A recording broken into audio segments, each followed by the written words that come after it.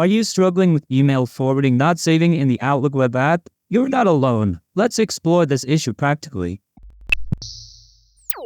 First, navigate to the top right corner of the page. Click on the settings icon. A pop-up window will appear here, where we can investigate the forwarding options. Click on Email, and then select Forwarding and a map from the options provided. You will see the forwarding option here. Click on the icon to enable the email forwarding field, and then enter your email address in the provided space.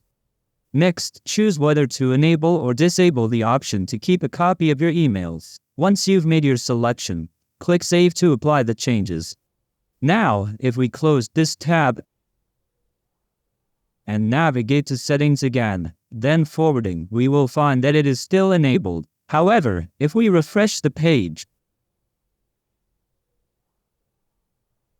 we will see that our forwarding changes have not been saved, and the forwarding option is still disabled. This is a common issue that many users, like you and me, encounter. One solution to this issue is not found within the Outlook web app itself. Instead, by using the desktop version, you can set up your forwarding more effectively, ensuring that your email forwarding settings are saved correctly. If you have any solutions for email forwarding in the Outlook web app or the mobile app, please feel free to leave a comment in the section below. Peace.